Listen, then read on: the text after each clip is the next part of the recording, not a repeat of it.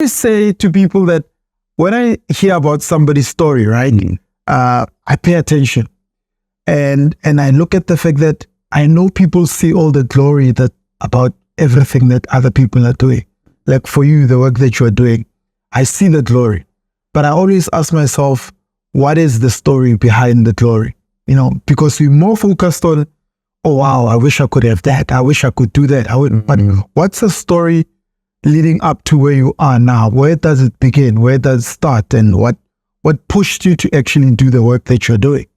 Yeah, it's good. It's a great approach because, like you say, Chief Witness, we've been through so much as a family, through so much with all my partners to get to this point.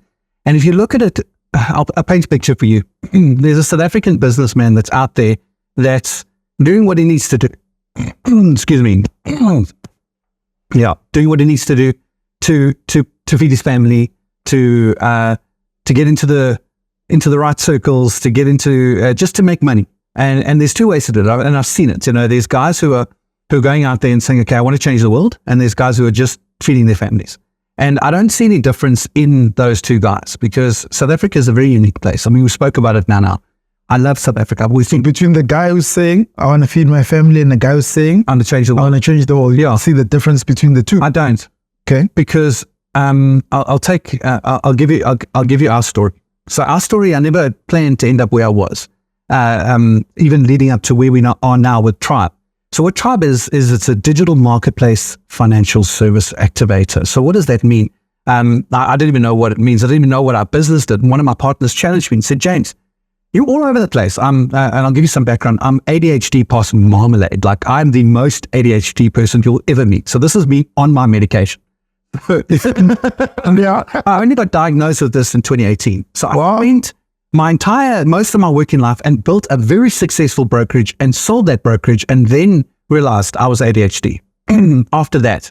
Then how probably got into trouble a lot in school, right? My teachers loved me, bud. When you look like I do and you sound like I do, they like me. So I always managed to pull the right strings. I always delivered on what was important.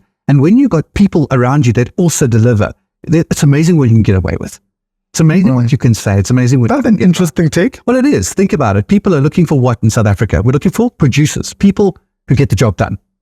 Okay. And we've got so much we need to move through. You know, we've got BE, and I mean, if you look at, I'm a middle-aged white male in South Africa. A lot of guys like me are leaving. Yeah. A lot of guys are true.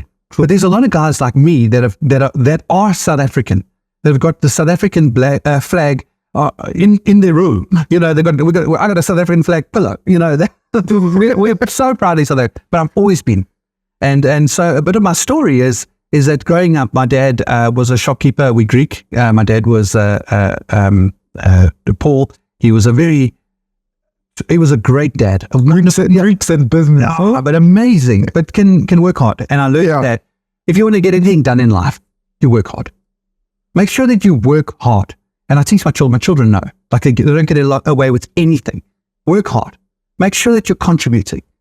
Because if you, like Paul said, the Apostle Paul said, I'm a believer in Paul, the Apostle Paul. So my dad doesn't work. I thought you're speaking about your dad. Yeah. The Apostle Paul said that if you're not gonna work, you're not gonna eat.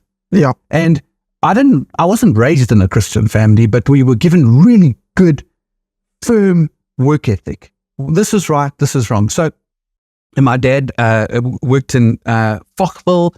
He had shops in Elandsfontein, Doornfontein, on the corner of Rustic and Loveday. That's where his shops were. So we would go to school, walk across the bridge. Then that was our town, you know.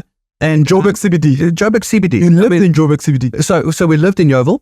So we moved around a bit. I had like a properly traumatic childhood. Like my mom was murdered. Murdered in. Sorry about. No, it's fine. I mean, this is who made me when I am. So in when I was 13, okay, and my dad was murdered when I was 15 in Yeoville. So there's a massive story. Was it a hit? That. Yeah, on both of them. On both of them. Yeah. Okay. So, but because of business. Yeah, and because of business, and we because what he did is he understood the volume trade. He understood what it was like to open up a shop in Doornfontein, and we would work there in our school holidays. We'd be there on a Friday at month end, and the queues would go to the back of the shop, just there by the Doorfontein station. And my dad would call in Clover. They'd bring a truck of yogurt there. He'd sell the whole thing out of the truck there on the side of the street. And then they'd bring another one. He'd sell the whole thing. And I remember when I was about 12, somewhere around there, it was like 1991. And we were in bed. We were in Yeovil, and we bought a house there. So we first rented. We bought a house up the road. It was that singer Pierre de Chamois. It was his house. So it was a Pierre de Chamois. Yeah, he was a proper singer. And I don't know if your viewers would know him. I didn't even know who he was. Anyway, so we bought his house. Oh, it's the guy. Yeah. And then, is it a singer? Yeah, he's a singer, South African singer. Okay. And my parents knocked on our door. We were sleeping. We were ready to sleep, my brother and I. It was a Friday at month end. And they said to us, their hands were black from cashing up. And they said, do you want to see R1 million? This isn't 1991. Do you want to see R1 million? And we came there. We only had the 50 Rand note. The highest denomination was the 50 Rand note. And we saw this our dining room table, and it was covered in money. It was red. The whole thing was red from one day's cash up. Yeah. From all the businesses that they... No, from the one shop. From the one shop? Yeah, from the one shop. And so we were not allowed to be racist, because my dad said, how can we be racist to people who feed us? Doesn't make sense. It doesn't make sense. Yeah. Okay. Doesn't make but sense. Growing up, we didn't understand that what we're saying is racist, because it was just what everybody said. Although in our hearts, we weren't racist.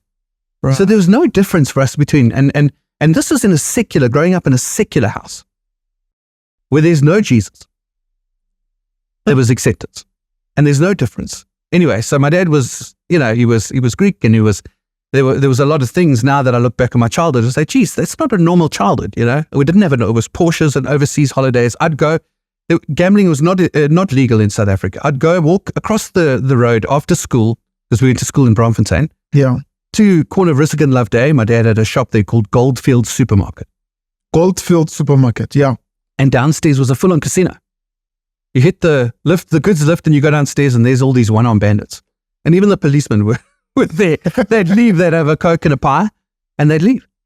And that's the circles my dad was in. And there was a lot of business he's doing. He was a very successful shopkeeper. Ferraris and Porsches. Yeah, just Porsches and overseas holidays and Porsches. And anyway, so then my dad was... So you know what we would call you if you were in the township? What's that? A cheese boy. A cheese boy? Yeah. So what that means, back in the day in the township, right? Not every household could afford cheese. Oh, really? So if you looked good, had nice clothes, your parents had nice cars, would call you a cheese boy. Oh, that's interesting. Anyway, continue. So I thought this was normal. And then I realized I didn't have a normal child. And I married a... Normal in what sense? So I just thought, so what is normal? It's what you get exposed to, right? So that's what I'm saying. So as a country, what we're getting exposed to, I was sitting with someone the other day, and they said South Africa is macro negative, micro positive. So when we sit around a table like this, everybody's proudly South African. We're talking about, we're proud of the Springboks, we're proud of each other when we fail, because we get up and we don't know how to lie down. The South Africans don't know how to stay down. And we understand that, we recognize that in each other. It's so different to what we've got anywhere else. We don't wait till money's in the bank before we start something. We switch on the light, we get going, and then the funding must